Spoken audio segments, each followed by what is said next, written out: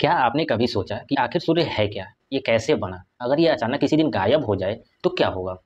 आज इस वीडियो के अंदर हम यही जानेंगे कि सूर्य कैसे बना, यानी कि इसके जन्म से लेकर आखिरी क्षण तक की पूरी कहानी। इस चरण में सूर्य लगभग 10 अरब साल तक रहेगा। इसके अंदर अभी न्यूक्लियर फ्यूजन नहीं शुरू हुआ था, लेकिन यह बहुत तेजी से आकार ले रहा था। सूर्य एक विशाल गैस का गोला, इसका कोर सूर्य का सबसे अंदरूनी हिस्सा है। सूर्य के अंदर आज जो कुछ भी हो रहा है उसकी शुरुआत आज से लगभग 4.6 अरब साल पहले ही हो चुकी थी। लेकिन उससे पहले सूरज को थोड़ा हमें करीब से जानना होगा। सूर्य एक विशाल गैस का गोला है जो 75% हाइड्रोजन और 24% हीलियम से बना है। यह एक मध्यम आकार का तारा है जो अपनी खुद की गर्मी और रोशनी पैदा करता है। अगर बात करें इसके पार्ट्स की तो सूर्य को दो पार्ट्स में डिवाइड किया जा सकता है। सबसे पहले सूर्य के आंतरिक पार्ट, जिसके अंदर सबसे पहले आता है इसका कोर सूर्य का सबसे अंदरूनी हिस्सा है जिसका तापमान लगभग 1.5 करोड़ डिग्री सेल्सियस होता है। और इसी कोर के अंदर नाभिकीय संलयन की क्रिया होती है जिससे सूर्य ऊर्जा उत्पन्न कर पाता है। फिर दूसरा आता है रेडिएटिव जोन। यह सूर्य के कोर के बाहर का एरिया होता है जहां से ऊर्जा धीरे धीरे बाहर की ओर पहुंचती है। इसमें फोटान यानी प्रकाश कण लाखों सालों तक इधर उधर टकराकर बाहर की ओर आते हैं। इसके बाद आता है तीसरा कन्वेक्टिव जोन। यह सूर्य की बाहरी परत है जहां से गैसें गर्म होकर ऊपर उठती हैं और फिर ठंडा होकर नीचे जाती हैं। फिर आता है यानी कि दूसरा भाग, यानी सूर्य का आउटर पार्ट्स, जिसमें सबसे पहले आता है फोटोस्फीयर। यह सूर्य का वह सतह होता है जिसे हम पृथ्वी से देख सकते हैं और इसका तापमान लगभग 5500 डिग्री सेल्सियस होता है। फिर इसके बाद आता है हमारा क्रोमोस्फीयर। यह फोटोस्फीयर के ऊपर एक पतली परत होती है जो केवल सूर्य ग्रहण के समय गुलाबी रंग में दिखाई देती है। इसके बाद आता है कोरोना।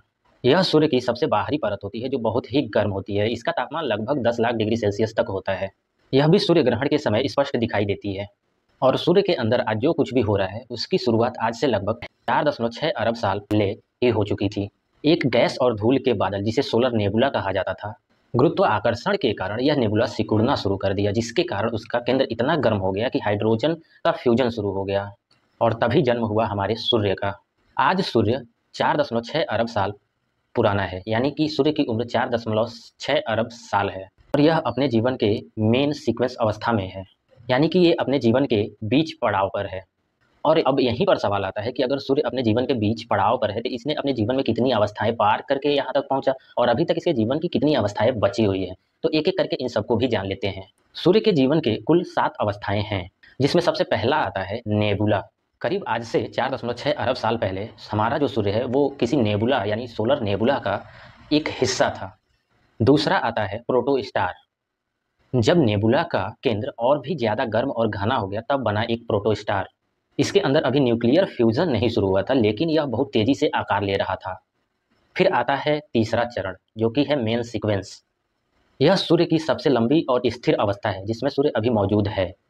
इस समय हाइड्रोजन परमाणु फ्यूजन के जरिए हीलियम में बदलते हैं जिससे कि ऊर्जा निकलती है। इस चरण में सूर्य लगभग 10 अरब साल तक रहेगा, जिसमें से 4.6 अरब साल तो इसने पार कर लिए हैं। फिर चौथा चरण होगा रेड जायंट का। जब सूर्य के कोर में हाइड्रोजन खत्म हो जाएगा तो यह फैलकर एक रेड जायंट बन जाएगा। इसका बाहरी हिस्सा बहुत बड़ा और ठंडा होगा और यह पृथ्वी की कक्षा तक फैल सकता है। फिर आएगा पांचवा चरण प्लैनेटरी नेबुला। रेड जायंट चरण के बाद सूर्य अपनी बाहरी परतों को अंतरिक्ष में फेंक देगा, जिससे कि चारों तरफ रंग बिरंगे गैस और धूल के बादल बनेंगे जिन्हें प्लैनेटरी नेबुला कहा जाता है। उसके बाद आता है हमारा छठा चरण जिसे व्हाइट ड्वार्फ कहते हैं। जब सूर्य की बाहरी परतें हट जाएंगी तो उसका कोर बच जाएगा जिसे व्हाइट ड्वार्फ कहा जाता है। यह छोटा होगा, बहुत घना होगा और बहुत गर्म भी होगा, लेकिन समय के साथ यह ठंडा होता चला जाएगा। फिर आता है सबसे लास्ट सातवां चरण ब्लैक ड्वार्फ। यह कल्पना मात्र है। खरबों साल बाद व्हाइट ड्वार्फ इतना ठंडा हो जाएगा कि यह एक ब्लैक ड्वार्फ बन जाएगा, यानी कि पूरी तरह से अंधकारमय और ऊर्जा रहित पिंड। वैज्ञानिकों का मानना है कि हमारा ब्रह्मांड अभी इतना पुराना नहीं है कि कोई ब्लैक ड्वार्फ मौजूद हो। अगर वैज्ञानिकों की माने तो हमारा सूर्य 10 अरब साल तक जलता रहेगा, जिसमें से अभी 5 अरब साल बचे हुए हैं। जब सूर्य अपने रेड जायंट फेज के अंत में होगा तो यह सबसे खतरनाक समय होगा। वारविक विश्वविद्यालय की खगोल शास्त्री दिमित्री वेरस का मानना है कि सूर्य जब अपने रेड जायंट फेज में होगा तो ये इतना फैल जाएगा कि शायद बुध और शुक्र को निगल जाए। फिर जरा पृथ्वी के बारे में सोचिए। साइंटिस्ट ने एक एस्टिमेट लगाया है कि जब सूर्य अपने रेड जायंट फेज में इंटर करेगा तो यह हर 1 अरब साल में लगभग 10% और ज़्यादा ब्राइटर होता जाएगा, जिससे कि पृथ्वी का औसतन तापमान जो है वो 50 से 70 डिग्री सेल्सियस तक हो जाएगा। महासागर भाप बनकर उड़ जाएंगे और हमारी पृथ्वी बंजर और एक गर्म ग्रह के रूप में बदलकर रह जाएगी।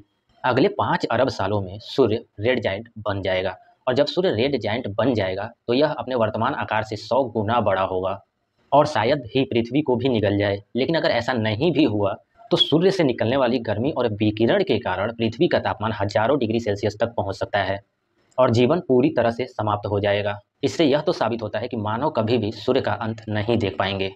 लेकिन फिर भी एक इमेजिनेशन करते हैं कि क्या अगर सूर्य अचानक गायब हो जाए तो क्या होगा। जैसा कि हमें पता है सूर्य हमारे लिए बेहद जरूरी है और ये हमारे ऊर्जा का मेन स्रोत है। अगर सूर्य अचानक गायब हो गया तो सबसे पहले तो हमें 8 मिनट 27 सेकंड तक हमें कोई फ़र्क ही नहीं पड़ेगा, क्योंकि इतना ही समय लगता है सूर्य के प्रकाश को पृथ्वी तक पहुंचने में। उसके बाद तुरंत अंधेरा छा जाएगा और शायद धीरे-धीरे पृथ्वी का तापमान -100 डिग्री सेल्सियस या उससे नीचे भी चला जाए। जैसा कि हमें पता है सूर्य हमें रोशनी और गर्मी देता है और जब सूर्य ही नहीं रहेगा तो हमारी पृथ्वी एक बर्फीले ग्रह में बदल जाएगी। पौधे सूरज की रोशनी में प्रकाश संश्लेषण की क्रिया के द्वारा भोजन बनाते हैं और ऑक्सीजन छोड़ते हैं, जो कि हमारे लिए बहुत ही जरूरी है। सूरज की वजह से ही पृथ्वी पर मौसम, हवाएं और समुद्री धाराएं बनती हैं। सूरज की रोशनी के कारण ही हमारे त्वचा में विटामिन डी बनता है, जो हमारे हड्डियों और इम्यून सिस्टम के लिए बहुत ही ज़रूरी है। लगभग सारी खाद्य श्रृंखलाएं सूर्य के साथ ही शुरू होती हैं, क्योंकि सूर्य के बिना पौधों को भोजन बनाने के लिए एक ऊर्जा नहीं मिलेगी और सूर्य के गायब होने के साथ ही ये सारी चीज़ें भी गायब हो जाएंगी। तो ये वीडियो आपको कैसा लगा? अगर ऐसे ही वीडियो और देखना चाहते हैं तो हमारे चैनल को सब्सक्राइब जरूर करें।